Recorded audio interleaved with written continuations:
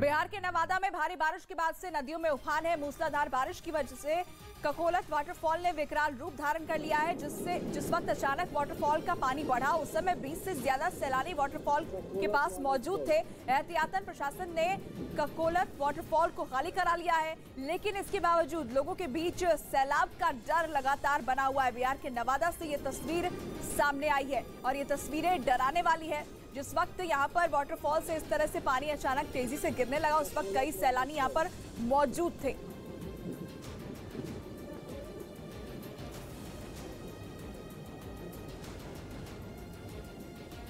पश्चिम बंगाल में ममता बनर्जी सरकार के खिलाफ बीजेपी कार्यकर्ता सड़कों पर उतर आए। भारी संख्या में कार्यकर्ताओं ने कोलकाता में मार्च निकाला, वहीं उत्तर 24 परगना में भी विरोध प्रदर्शन दिखाई दिया। बीजेपी नेता शुभेंदु अधिकारी की अगुवाई में ये प्रदर्शन 2 छात्रों को अगवा करने के बाद हुए हत्या के बाद निकाला गया। बीजेपी नेता शुभेंदु अधिकारी ने ममता बनर्जी सरकार पर हमला बोलते हुए पुलिस के रवैये पर सवाल उठाया। अरे पुलिस ने तो किया ना, पुलिस ने तो किया। उत्तर 24 परगना में 2 छात्रों के अपहरण के बाद हुई हत्या को लेकर बीजेपी गुस्से में है, तो वहीं ममता बनर्जी सरकार ने इस मामले को सीआईडी के हवाले कर दिया। इस बीच बुधवार को कोलकाता की सड़कों पर भी भारी संख्या में बीजेपी कार्यकर्ता दिखाई दिए। बीजेपी कार्यकर्ताओं का ये प्रदर्शन भ्रष्टाचार के विरोध में था। बीजेपी ने पश्चिम बंगाल में भ्रष्टाचार के खिलाफ नाबाना अभियान चला रखा है।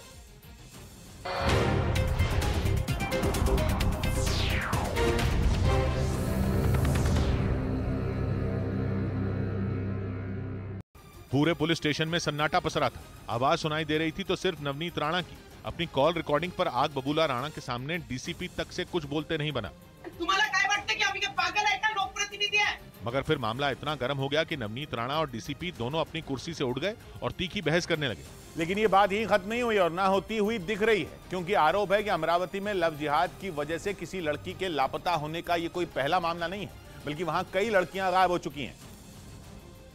इसलिए जब एक और लड़की लापता हुई तो नवनीत राणा ने खुद पीएसआई को कॉल की, लेकिन उन्होंने आरोप लगाया कि पीएसआई ने उनका फोन ही रिकॉर्ड करना शुरू कर दिया। हमारी लड़कियों को बचाएगा कौन? उनके प्रश्न कौन उठाएगा? अगर हम जैसे लोग उठाते तो हमारे फोन रिकॉर्डिंग करते। हालांकि डीसीपी ने सफाई दी कि नवनीत राणा ने पीएसआई के पर्सनल मोबाइल नंबर पर फोन किया था और कॉल जानबूझकर रिकॉर्ड नहीं की गई। आजकाल प्रत्येक मोबाइल मध्ये ऑटो रिकॉर्डिंग ही कन्सेप्ट आहे, त्यानुसार तो झाला असेल। वहीं लड़की की गुमशुदगी पर एक्शन न लेने के आरोप को पुलिस ने झुटलाया और दावा किया कि वो तहकीकात में लगी है। पुलिस इस बात की भी जांच कर रही है कि ये मामला लव जिहाद का है या नहीं।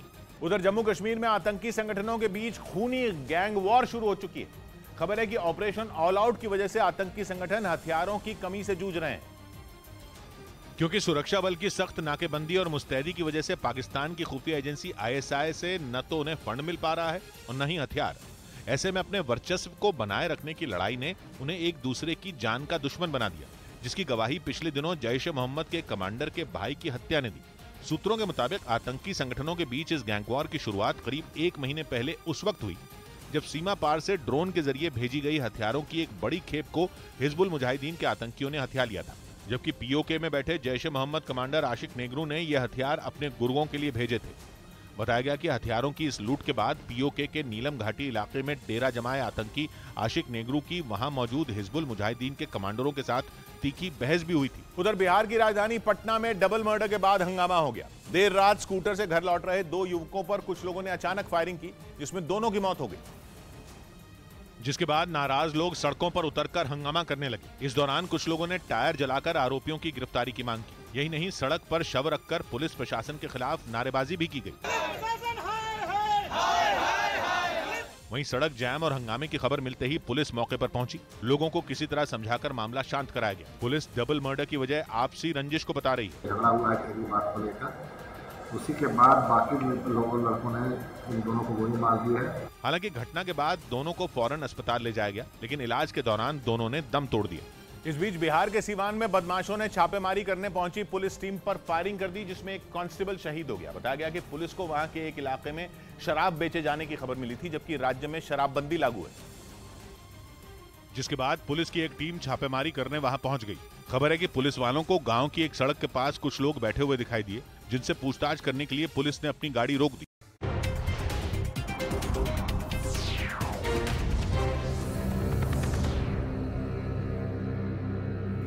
सोनाली फोगाट हत्याकांड हत्याकांड को लेकर सीबीआई जांच पर सस्पेंस बना हुआ है। इस बीच दिल्ली के मुख्यमंत्री अरविंद केजरीवाल और पंजाब के सीएम भगवंत मान सोनाली फोगाट के परिवार वालों से मिलने पहुंच गए। ये मुलाकात सोनाली फोगाट के हिसार वाले फार्म हाउस में हुई। सोनाली फोगाट के परिवार वालों से मुलाकात के दौरान अरविंद केजरीवाल ने सोनाली फोगाट हत्याकांड पर चल रही जांच पर सवाल उठाए और बीजेपी पर सवालों की झड़ी लगा दी। केजरीवाल ने कहा कि सोनाली फोगाट जानी मानी हस्ती थी, उनकी मौत संदिग्ध परिस्थितियों में हुई है। उनके परिवार को लग रहा है कि पुलिस निष्पक्ष जांच नहीं कर रही है। केजरीवाल ने कहा कि इस हत्याकांड की सीबीआई जांच करके इसके पीछे के वजहों से पर्दा उठाना जरूरी है और सीबीआई में जाएगा तो इसकी निष्पक्ष जांच होगी और जो असली दोषी हैं वो सामने आएंगे। वहीं पंजाब के मुख्यमंत्री भगवंत मान ने कहा कि सोनाली फोगाट का नाम ड्रग्स से जोड़कर उन्हें बदनाम करने की कोशिश की जा रही है। भगवंत मान ने बीजेपी पर सवाल उठाते हुए कहा कि केंद्र, हरियाणा और गोवा में बीजेपी की सरकार है, फिर भी केस की जांच सीबीआई को नहीं दी जा रही है।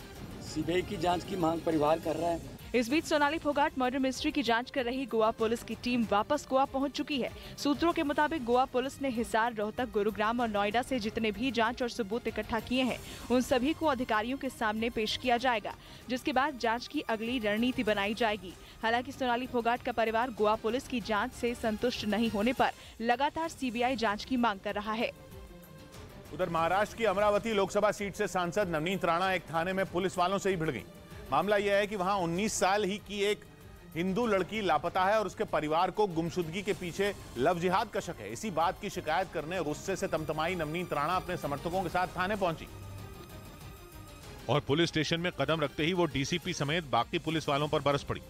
नवनीत राणा को भड़का हुआ देख पुलिस वाले भी घबरा गए।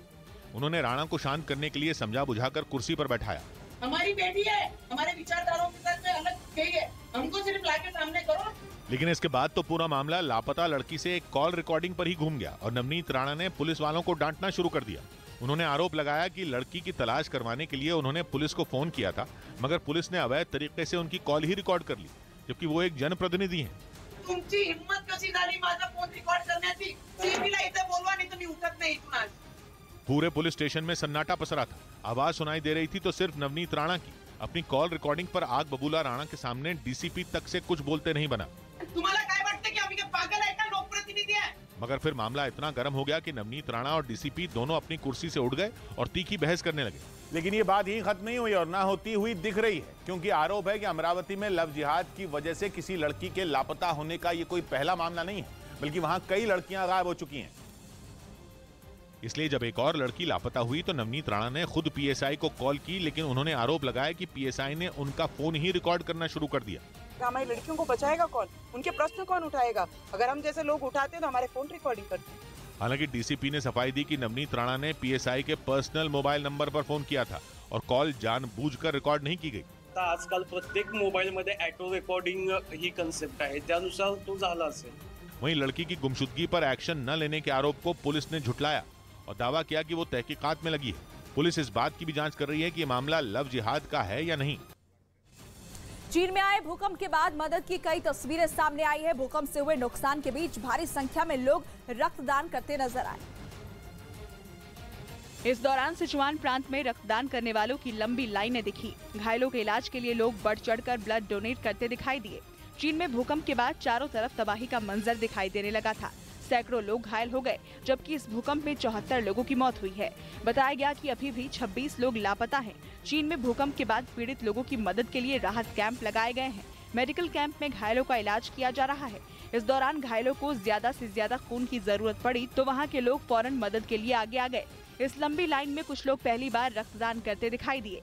चीन के सिचुआन प्रांत में राहत और बचाव के लिए बचाव दल, स्टीम बोट, हेलीकॉप्टर और ड्रोन की मदद ली जा रही है। सिचुआन प्रांत में पहाड़ों से लेकर नदियों तक में भूकंप के बाद बर्बादी के निशान दिखाई दिए। नदियों में अभी भी रेस्क्यू ऑपरेशन होता दिखा। लोगों को फौरन मेडिकल कैंप में दाखिल कराया गया।